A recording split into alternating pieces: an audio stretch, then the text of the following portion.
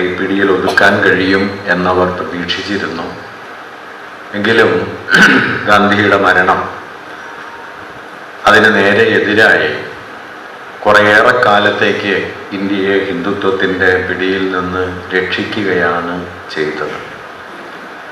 അങ്ങനെ ഒരു മതനിരപേക്ഷ രാഷ്ട്രത്തിൻ്റെ രൂപപ്പെടലിൽ തൻ്റെ ജീവിതം കൊണ്ട് മാത്രമല്ല തൻ്റെ മരണം കൊണ്ടും ഗാന്ധി അത്ര വലിയ സംഭാവന നൽകിയിരുന്നു. ഗാന്ധിയുടെ വധത്തെക്കുറിച്ചുള്ള ചില ആലോചനകൾ അവതരിപ്പിക്കാനാണ് ഞാൻ ഇന്ന് മുതിരുന്നത്. ഈ അവതരണത്തിന് മുമ്പ് ഞാനൊരു കവിത വായിക്കാം എന്ന് കരുതുന്നു. നമ്മുടെ കാലത്തെ ഏറ്റവും വലിയ രാഷ്ട്രീയ കവികളിൽ ഒരാൾ കൂടിയായ PN ഗോപികൃഷ്ണൻ എഴുതിയ കവിതയാണ്. കവിതയുടെ പേര് 1948 ജനുവരി 30. 1948 ജനുവരി 30. ആ ശവശരീരം നോക്കി ജവഹർലാൽ ചുമരും ചാരിയിരുന്നു.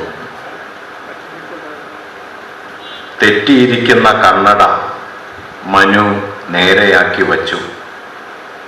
ജീവിച്ചിരിക്കുമ്പോൾ സാധിക്കാത്ത പരിപൂർണതയിൽ. പുറത്ത് മുദ്രാവാക്യങ്ങൾ മുഴങ്ങുന്നുണ്ട്. മിക്കവാറും ഗാന്ധി അമരനായിരിക്കുന്നു എന്നാകും. മരിച്ച ഗാന്ധിക്ക് ഭാഷയുടെ ചികിത്സ. പുറത്ത് മുദ്രാവാക്യങ്ങൾ മുഴങ്ങുന്നുണ്ട്. മിക്കവാറും ഗാന്ധി അമരനായിരിക്കുന്നു എന്നാകും. മരിച്ച ഗാന്ധിക്ക് ഭാഷയുടെ ചികിത്സ. വയറു നിറഞ്ഞ ഒരാൾ ബാക്കി വച്ച അപ്പക്കഷ്ണം പോലെ ആ മൃതശരീരം കാണപ്പെട്ടു. ആരായിരിക്കും വയറു നിറഞ്ഞ അയാൾ? ആരായിരിക്കും വയറു നിറഞ്ഞ അയാൾ? താൻ, Jinnah, Mountbatten, Patel, Radcliffe, അപ്പോഴുണ്ടായ 2 പുതിയ രാജ്യങ്ങൾ. നിമിഷങ്ങൾ ഉറുമ്പുകളായി മാറിക്കൊണ്ടിരിക്കുന്നത് ജവഹർലാൽ കണ്ടു. അവ ആ അപ്പക്കഷ്ണത്തെ വലിച്ചു കൊണ്ടുപോകാൻ പാടുപെടുന്നു. നിമിഷങ്ങൾ ഉറുമ്പുകളായി മാറിക്കൊണ്ടിരിക്കുന്നത് ജവഹർലാൽ കണ്ടു. അവ ആ അപ്പക്കഷ്ണത്തെ വലിച്ചു കൊണ്ടുപോകാൻ പാടുപെടുന്നു. അതിലെന്താണ് അവശേഷിക്കുന്നത്? അഹിംസയുടെ മധുരം, ചർക്ക നെയ്ത നാരുകൾ, സ്നേഹത്തിൻ്റെ DNA. അതിലെന്താണ് അവശേഷിക്കുന്നത്? അഹിംസയുടെ മധുരം, ചർക്ക നെയ്ത നാരുകൾ, സ്നേഹത്തിൻ്റെ DNA. നവഖാലിയിലും ബീഹാറിലും ഒഴുകിയ ചോരപ്പുഴകളെ ആ അപ്പക്കഷ്ണം വലിച്ചെടുത്തിരുന്നു. നവഖാലിയിലും ബീഹാറിലും ഒഴുകിയ ചോരപ്പുഴകളെ ആ അപ്പക്കഷ്ണം വലിച്ചെടുത്തിരുന്നു. അതിൻ്റെ ഉപ്പിലാകണം ഉറുമ്പുകളുടെ രുചി ഗവേഷണം. അതോ ദില്ലിയിൽ ഒഴുകാനിരുന്ന ചോരക്കടലിനെ ഒറ്റയ്ക്ക് തടഞ്ഞ കൈപ്പൻ വീര്യത്തിലോ? അതോ ദില്ലിയിൽ ഒഴുകാനിരുന്ന ചോരക്കടലിനെ ഒറ്റയ്ക്ക് തടഞ്ഞ കൈപ്പൻ വീര്യത്തിലോ? കൊലയാളി ഹിന്ദു എന്നറിഞ്ഞ ആശ്വാസത്തിൽ കസേരയിൽ മാത്രം ഇരുന്ന് ശീലിച്ച മൗണ്ട് ബാറ്റൻ അപ്പുറത്തെ ചുമര് ചാരിയിരിക്കുന്നുണ്ട്. കൊലയാളി ഹിന്ദു എന്നറിഞ്ഞ ആശ്വാസത്തിൽ കസേരയിൽ മാത്രം ഇരുന്ന് ശീലിച്ച മൗണ്ട് ബാറ്റൻ അപ്പുറത്ത് ചുമര് ചാരിയിരിക്കുന്നുണ്ട്. 10 മിനിറ്റ് മുമ്പ് സംസാരിച്ചിറങ്ങിപ്പോയ ആൾ മൃതശരീരത്തിൽ അടക്കം ചെയ്ത് തിരിച്ചു വന്നത് വിശ്വസിക്കാനാകാതെ പട്ടേലും. 10 മിനിറ്റ് മുമ്പ് സംസാരിച്ചിറങ്ങിപ്പോയ ആൾ മൃതദേഹത്തിൽ അടക്കം ചെയ്തു വന്നത് വിശ്വസിക്കാനാവാതെ പട്ടേലും. ആകാശവാണിക്കാർ മൈക്ക് ശരിയാക്കിക്കൊണ്ടിരുന്നു. പോലീസ് സ്റ്റേഷനിൽ കൊലയാളിയുടെ പ്രസ്താവന കോൺസ്റ്റബിൾ എഴുതിക്കൊണ്ടിരുന്നു. ആകാശവാണിക്കാർ മൈക്ക് ശരിയാക്കിക്കൊണ്ടിരുന്നു. പോലീസ് സ്റ്റേഷനിൽ കൊലയാളിയുടെ പ്രസ്താവന കോൺസ്റ്റബിൾ എഴുതിക്കൊണ്ടിരുന്നു. ഒരു വഴിക്കണക്കിട്ട് തന്ന് അധ്യാപകൻ മരിച്ചിരിക്കുന്നു. ഒരു വഴിക്കണക്കിട്ട് തന്ന് അധ്യാപകൻ മരിച്ചിരിക്കുന്നു.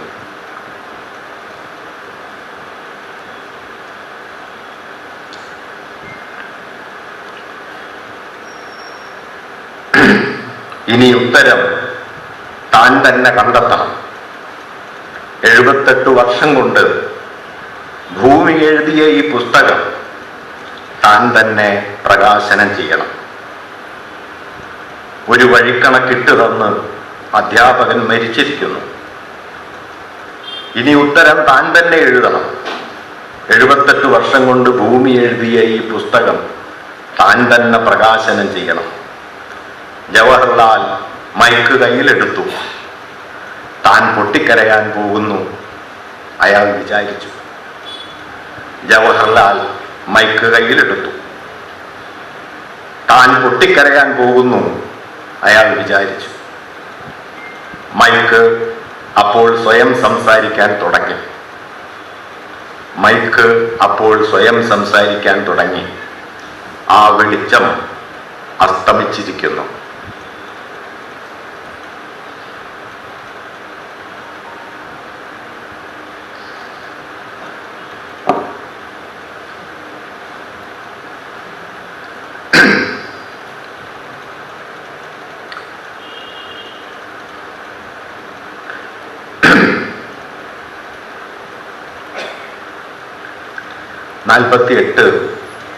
ജനുവരി 29 രാത്രി ഗാന്ധി ഏറ്റവും ഒടുവിലായി സംസാരിച്ചത് മകനോടാണ്, ദേവദാസ് ഗാന്ധിയോട്. രാത്രി 9 മണിയെല്ലാം കഴിഞ്ഞതിന് ശേഷമാണ് ദേവദാസ് ഗാന്ധിയെ കാണാനെത്തിയത്. അവർ തമ്മിൽ കുറേയേറെ സംസാരിച്ചു. ഗാന്ധി വളരെ ക്ഷീണിതനായിരുന്നു. ഗാന്ധിയുടെ ക്ഷീണിതാവസ്ഥ കണ്ട് ദേവദാസ് ഗാന്ധി അദ്ദേഹത്തോട് ഇനി ഉറങ്ങിക്കൊള്ളൂ എന്ന് പറഞ്ഞ് പുറത്തേക്ക് ഇറങ്ങാൻ നിന്നു. ഗാന്ധി അപ്പോൾ പറഞ്ഞു, തിരക്കില്ല, കുറച്ചുകൂടി സംസാരിക്കൂ എന്ന് പറഞ്ഞു. അല്പനേരം കൂടി സംസാരിക്കുന്നതിനിടയിൽ ഗാന്ധി ചുമയ്ക്കാൻ തുടങ്ങി. അദ്ദേഹം നിർത്താതെ ചുമച്ചുകൊണ്ടിരുന്നു. ചുമ നിൽക്കാതായ സമയത്ത് ഗാന്ധിയുടെ നിത്യസഹചാരിയായ മനു അദ്ദേഹത്തോട് ഇൻസുലിൻ അടക്കമുള്ള മരുന്നുകൾ എടുക്കണം എന്ന് പറഞ്ഞു. ഗാന്ധി പക്ഷെ അതിനോട് വിയോജിക്കുകയാണ് ചെയ്തത്. പിന്നീട് മനു രേഖപ്പെടുത്തുന്ന വാക്യങ്ങൾ ഇങ്ങനെയാണ്. ഗാന്ധി മനുവിനോട് പറഞ്ഞു, "If I died of illness, you should declare me as a false or hypocritical Mahatma." ഞാൻ രോഗാതുരനായാണ് മരിക്കുന്നതെങ്കിൽ ഞാനൊരു കപട മഹാത്മാവായിരുന്നു എന്ന് നിങ്ങൾ ലോകത്തോട് പ്രഖ്യാപിക്കണം. And if an explosion took place as it did in the last week, or if somebody shot at me and received his bullet on my bare chest without a sigh and with Rama's name on my lips, only then you should say that I was a true Mahatma. മറിച്ച് കഴിഞ്ഞ ആഴ്ചയിൽ എന്ന പോലെ ഒരു സ്ഫോടനം അരങ്ങേറുകയോ എൻ്റെ ഒഴിഞ്ഞ മാറിലേക്ക് നിറതോക്കിൽ നിന്ന് വെടിയുണ്ടകൾ വന്നു വീഴുകയോ ചെയ്യുകയും ഒരു ഞരക്കം പോലുമില്ലാതെ ചുണ്ടിൽ രാമനാമത്തോടെ ഞാൻ ആ വെടിയുണ്ടകൾ ഏറ്റുവാങ്ങുകയും ചെയ്യുകയാണെങ്കിൽ ഞാൻ ഒരു യഥാർത്ഥ മഹാത്മാവായിരുന്നു എന്ന് നിങ്ങൾ ലോകത്തോട് പറയണം. അതിനുശേഷം ഗാന്ധി ഒരു വാക്യം കൂടി കൂട്ടിച്ചേർക്കുന്നുണ്ട്, that will benefit the Indian people. അത് ഇന്ത്യയിലെ ജനങ്ങൾക്ക് ഉപയോഗപ്രദമാകും. തൻ്റെ ജീവിതം കൊണ്ട് മാത്രമല്ല, തൻ്റെ മരണം കൊണ്ടും താൻ ഇന്ത്യക്ക് ഉപയോഗപ്പെടണം എന്ന് ഗാന്ധി കരുതിയിരുന്നു. 1947 സെപ്റ്റംബർ 9 ഗാന്ധി കൽക്കട്ടയിൽ നിന്ന് ഡൽഹിയിലെത്തുന്നത്. ഡൽഹിയിലെത്തുന്നത് വാസ്തവത്തിൽ ഡൽഹിയിൽ തങ്ങാൻ വേണ്ടിയായിരുന്നില്ല, അവിടെ നിന്ന് കലാപകലുഷിതമായ പഞ്ചാബിലേക്ക് പോകാൻ വേണ്ടിയായിരുന്നു. എങ്കിലും ഡൽഹിയിലെത്തിയ ഗാന്ധി കാണുന്നത്, ഗാന്ധി അതേക്കുറിച്ച് പിന്നെ എഴുതിയത് സിറ്റി ഓഫ് ഡെഡ് എന്നാണ്, മരിച്ചവരുടെ നഗരമായി തീർന്ന ഡൽഹിയാണ്. അതുകൊണ്ട് ഡൽഹിയെ കൈവിട്ട് താൻ പഞ്ചാബിലേക്ക് പോകേണ്ടതില്ല എന്ന് തീരുമാനിക്കുകയും 1947 സെപ്റ്റംബർ 9 മുതൽ 48 ജനുവരി 30 വരെ 144 ദിവസങ്ങൾ അദ്ദേഹം ഡൽഹിയിൽ കഴിയുകയും കലാപം കൊണ്ട് ഏറ്റവും കലുഷിതമായി തീർന്ന ഡൽഹിയെ ശാന്തതയിലേക്ക് മടക്കിക്കൊണ്ടുവരികയും ചെയ്തു. ആ മടക്കിക്കൊണ്ടുവരവ് പൂർത്തിയായത് 1948 ജനുവരി 13 മുതൽ 18 വരെ നീണ്ടുനിന്ന ഗാന്ധിജിയുടെ അവസാനത്തെ നിരാഹാര സത്യാഗ്രഹത്തോടെയാണ്. 78 വയസ്സ് പിന്നിട്ട് കഴിഞ്ഞ, കിഡ്നിക്ക് പ്രവർത്തന തകരാറുകളുള്ള, കൃശഗാത്രനായ, അസ്ഥിയും തോലും മാത്രം ബാക്കിയായ ഒരു മനുഷ്യൻ ഇനിയൊരു നിരാഹാരത്തെ അതിജീവിക്കാൻ യാതൊരു സാധ്യതയുമില്ല എന്ന് രാജ്കുമാരി അമൃത്കൗറിനെ പോലെയുള്ള ആളുകൾ അന്ന് കരുതിയിരുന്നു. എങ്കിലും ഗാന്ധിജി ആ ദിവസത്തെയും അതിജീവിക്കുകയും അദ്ദേഹത്തിൻ്റെ നിരാഹാരം ഒരു ബോംബെന്ന പോലെ പൊട്ടിത്തെറിക്കാൻ സജ്ജമായി നിന്നിരുന്ന ഡൽഹിയിലേക്ക് നിത്യമായ ശാന്തിയെ മടക്കിക്കൊണ്ടുവരികയും ചെയ്തു. ഡൽഹി ശാന്തമായി എന്നറിഞ്ഞതിന് ശേഷം ഗാന്ധിജി വാർധയിലേക്ക് പോകാൻ തീരുമാനിച്ചിരുന്നു. 1948 ഫെബ്രുവരി 2 മുതൽ 10 ദിവസത്തോളം വാർധയിൽ തങ്ങിയതിന് ശേഷം തിരിച്ച് ഡൽഹിയിലെത്തി. ഡൽഹിയിൽ നിന്ന്, പാകിസ്ഥാനിൽ നിന്ന് ഇന്ത്യയിലേക്ക് വന്ന മുഴുവൻ അഭയാർത്ഥികളെയും കൊണ്ട് പാകിസ്ഥാനിലേക്ക് ഒരു സമാധാന ജാഥ നടത്താൻ അദ്ദേഹം തീരുമാനിച്ചു. അദ്ദേഹത്തിൻ്റെ അവസാനത്തെ ജീവിത ലക്ഷ്യം അതായിരുന്നു. ഇന്ത്യയിൽ നിന്ന് മുഴുവൻ അഭയാർത്ഥികളെയും കൊണ്ട് പാകിസ്ഥാനിലെത്തുക, ഇവിടെ നിന്ന് പാകിസ്ഥാനിലേക്ക് അഭയാർത്ഥികളായി പോയ മുഴുവൻ മുസ്ലിങ്ങളെയും ഇവിടേക്ക് മടക്കിക്കൊണ്ടുവരികയും ചെയ്യുക. അങ്ങനെ വിഭജിക്കപ്പെട്ട രാജ്യത്തിൻ്റെ വിഭജനത്തെ തൻ്റെ സ്നേഹപാശം കൊണ്ട് ഇല്ലാതാക്കാം എന്ന അന്തിമമായൊരു ലക്ഷ്യത്തോടെയാണ് 1948 ജനുവരി 30 വാർധയിലേക്ക് പോകാനുള്ള ടിക്കറ്റ് എടുക്കാൻ, ഫെബ്രുവരി 2 വാർധയിലേക്ക് പോകാനുള്ള ടിക്കറ്റ് തയ്യാറാക്കാൻ അദ്ദേഹം തൻ്റെ അനുയായികളായ പാരയല്ലാവിനോടും അതുപോലെ ബിർള മന്ദിരത്തിൽ തനിക്കൊപ്പം വസിച്ചിരുന്നവരോടും പറയുന്നത്. ആ യാത്ര നടക്കുകയുണ്ടായില്ല. 48 ജനുവരി 30 രാവിലെ പതിവ് പോലെ 3 മണിക്ക് ഗാന്ധി ഉണർന്നു. 3:45 അദ്ദേഹം പ്രാർത്ഥനയ്ക്കായി പോയി. പ്രാർത്ഥന കഴിഞ്ഞ് അല്പം കഴിഞ്ഞ് അദ്ദേഹത്തിൻ്റെ ആരോഗ്യത്തെ കണക്കാക്കി തയ്യാറാക്കി കൊടുത്തിരുന്ന ചൂടുവെള്ളത്തിൽ തേനും നാരങ്ങാനീരും ചേലിച്ച പാനീയം മനു അദ്ദേഹത്തിന് എത്തിച്ചു കൊടുത്തു. ആഭ ഉണർന്നിട്ടുണ്ടായിരുന്നില്ല. ആഭ ഉണരാത്തതിനെ കുറിച്ച് ഗാന്ധിജിക്ക് അപ്പോൾ കുറച്ച് അലോസരം തോന്നുകയും ചെയ്തിരുന്നു. പിന്നീട് കുറേ നേരം അദ്ദേഹം അവസാനമായി താൻ തയ്യാറാക്കിയ രാഷ്ട്രീയ രേഖ, കോൺഗ്രസിന് പകരമായി നിലവിൽ വരണം എന്ന് അദ്ദേഹം ആഗ്രഹിച്ച ലോകസേവാ സംഘത്തിൻ്റെ കരട് ഭരണഘടന തയ്യാറാക്കിക്കൊണ്ടിരുന്നു. 8 മണിയോടെ അദ്ദേഹത്തിൻ്റെ സ്റ്റെനോഗ്രാഫറായ കല്യാണത്തിന് ആ കരടിൻ്റെ അവസാന പകർപ്പ് അദ്ദേഹം നൽകുകയും അത് അടിച്ച് തയ്യാറാക്കി പാരയലാലിന് നൽകാനും പാരയലാലിനോട് അത് പരിശോധിച്ച് തിരുത്തുകൾ ആവശ്യമുണ്ടെങ്കിൽ അത് വരുത്താനും ഗാന്ധിജി നിർദ്ദേശിച്ചു. 9 മണിയോടെ അദ്ദേഹം കുളിക്കാനായി പോയി. അദ്ദേഹത്തിൻ്റെ സഹായിയായ ബ്രിജ് കൃഷ്ണ അദ്ദേഹത്തിന് കുളിക്കാനുള്ള സൗകര്യങ്ങൾ ഒരുക്കി കൊടുത്തു. പിന്നാലെ അദ്ദേഹം പ്രഭാത ഭക്ഷണം കഴിച്ചു. പ്രഭാത ഭക്ഷണം അദ്ദേഹം കഴിക്കുന്നത് ആട്ടിൻപാലും അതുപോലെ പുഴുങ്ങിയ പച്ചക്കറികളും മാത്രമാണ്. ബ്രെഡ് പോലും കഴിക്കാൻ പറ്റുന്ന നിലയിലേക്ക് അദ്ദേഹത്തിൻ്റെ ശരീരം മടങ്ങിയെത്തിയിരുന്നില്ല. 78-ാം വയസ്സിലെ 6 ദിവസം നീണ്ട നിരാഹാരം അദ്ദേഹത്തിൻ്റെ ദഹന പ്രക്രിയകളെ മുഴുവൻ സമ്പൂർണമായി തകരാറിലാക്കിയിരുന്നു. ആ സമയത്ത് അദ്ദേഹത്തിൻ്റെ സഹായിയായ മനു അദ്ദേഹത്തിന് രാത്രിയിൽ കഴിക്കാനുള്ള മരുന്ന് തീർന്നതുകൊണ്ട് മരുന്ന് തയ്യാറാക്കുന്നുണ്ട്. ഗാന്ധി രാത്രി അല്ലെങ്കിൽ സമയം കിട്ടില്ല, ഇപ്പോൾ അത് തയ്യാറാക്കാമെന്ന് മനു ഗാന്ധിയോട് പറയുന്ന സമയത്ത് ഗാന്ധി അവരോട് പറഞ്ഞത്, രാത്രിയിലേക്കുള്ള മരുന്ന് അപ്പോൾ തയ്യാറാക്കിയാൽ മതി, ഇരുൾ വീഴുന്നതിന് മുമ്പ് എന്തെല്ലാമാണ് സംഭവിക്കുക എന്ന് ആർക്കാണ് അറിയുക? രാത്രിയിൽ ഞാൻ ജീവനോടെ ഉണ്ടാകും എന്ന് എന്താണ് ഉറപ്പ്? അതുകൊണ്ട് രാത്രിയിലേക്കുള്ള മരുന്ന് രാത്രിയിൽ തയ്യാറാക്കിയാൽ മതി എന്ന് ഗാന്ധി അവരോട് പറയുന്നുണ്ട്. ഭക്ഷണം കഴിഞ്ഞ് ഗാന്ധി അല്പനേരം വിശ്രമിച്ചു. ദക്ഷിണാഫ്രിക്കയിൽ അദ്ദേഹത്തിൻ്റെ സഹപ്രവർത്തകനായിരുന്ന റുസ്തം സ്വരാബ്ജിയുടെ മകൻ ഗാന്ധിജിയെ കാണാൻ വന്നു.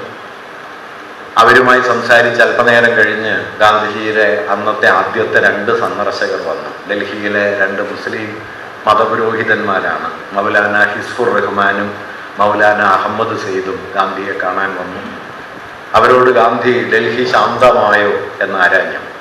ഡൽഹി ശാന്തമായെങ്കിൽ മാത്രമേ തനിക്ക് തൻ്റെ ആശ്രമത്തിലേക്ക്, സേവാഗ്രാമിലേക്ക് മടങ്ങാൻ കഴിയൂ എന്ന് അദ്ദേഹം അവരോട് പറഞ്ഞു. ഡൽഹി ശാന്തമായി എന്നും താങ്കൾക്ക് ഗാന്ധിജിക്ക് സംശയമില്ലാതെ, ഭയമില്ലാതെ വാർത്തയിലേക്ക് പോകാം എന്നും അവർ ആവശ്യപ്പെടുകയും ചെയ്തു.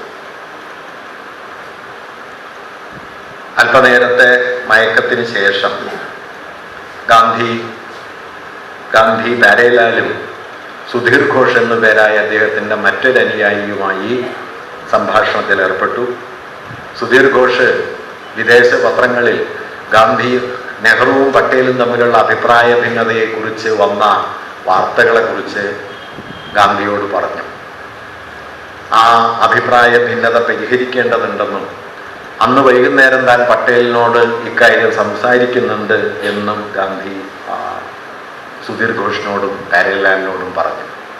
ഉച്ചയോടെ ഗാന്ധി ബിർള മന്ദിരത്തിന് പുറത്ത് പുൽമൈതാനത്ത് വെയിലുകൊണ്ട് അതിഥികളെ സ്വീകരിക്കാൻ തുടങ്ങി. സന്ദർശകരായി ധാരാളം പേരുണ്ട്. ബ്രിജ് കൃഷ്ണയാണ് സന്ദർശകരുടെ ക്രമമനുസരിച്ച് സമയം നിശ്ചയിച്ച് നൽകിയിരുന്നത്. ജാട്ട് നേതാക്കൾ അദ്ദേഹത്തെ കാണാൻ വരുന്നുണ്ടെന്ന്, ഹിന്ദു നേതാക്കൾ വരുന്നുണ്ട്. ശ്രീലങ്കയിൽ നിന്ന് ഡിസിൽവയും അദ്ദേഹത്തിൻ്റെ മകളും അദ്ദേഹത്തെ കാണാൻ വരുന്നുണ്ട്.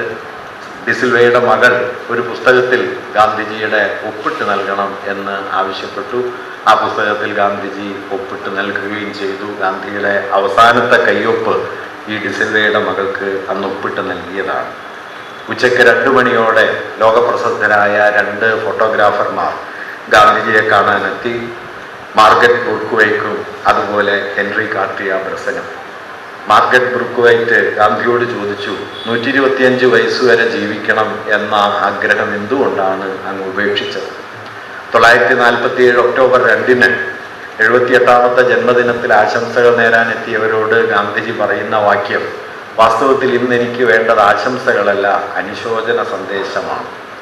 ജീവിച്ചിരിക്കുന്നതിൽ ഞാൻ ലജ്ജിക്കുന്നു. 125 വയസ്സ് വരെ ജീവിക്കണം എന്ന എൻ്റെ ആഗ്രഹം ഞാൻ എന്നേക്കുമായി ഉപേക്ഷിക്കുന്നു. അന്ന് അത് വലിയ വാർത്തയായിരുന്നു. അതേക്കുറിച്ചാണ് ഈ മാർഗരറ്റ് ബുർക്ക്വൈറ്റ് ഗാന്ധിയോട് ചോദിച്ചത്. എന്തുകൊണ്ട് അങ്ങ് അത് ഉപേക്ഷിച്ചു? ഗാന്ധിജി പറഞ്ഞത്, ഒട്ടും ഹിതകരമല്ലാത്ത കാര്യങ്ങൾ ലോകമെമ്പാടും നടക്കുന്നു, അതിനിടയിൽ ഒരു കാഴ്ചക്കാരനായി ജീവിക്കുന്നതിൽ അർത്ഥമില്ല എന്ന് അദ്ദേഹം അവരോട് പറയുന്നുണ്ട്. പിന്നാലെ 3:15 മണിയോടെ ലോകപ്രശസ്തനായ ഫോട്ടോഗ്രാഫർ, അദ്ദേഹമാണ്, നിങ്ങളൊരു പക്ഷേ കണ്ടു കാണും, നെഹ്റു പ്രസംഗിക്കുന്ന ചിത്രം എടുക്കുന്നത്. ഗാന്ധി മരിച്ചതിന് ശേഷമുള്ള നെഹ്റു പ്രസംഗിക്കുന്ന ചിത്രം എടുക്കുന്നത് ഈ ഹെൻറി കാർട്ടിയ ബ്രസൻ എന്നു പേരായ ലോകപ്രസിദ്ധനായ ഫോട്ടോഗ്രാഫറാണ്. മിക്കവാറും ദിവസങ്ങളിൽ ഗാന്ധിയുടെ പത്രയോഗങ്ങളുടെ സമയത്ത് അദ്ദേഹം ഉണ്ട്, പക്ഷെ അന്നത്തെ ദിവസം അദ്ദേഹം ഉണ്ടായിരുന്നില്ല. ഹെൻറി കാർട്ടിയ ബ്രസൻ താൻ എടുത്ത ഗാന്ധി ചിത്രങ്ങൾ ചേർത്ത് വെച്ച ഒരു ആൽബം ഗാന്ധിജിക്ക് സമ്മാനിച്ചു.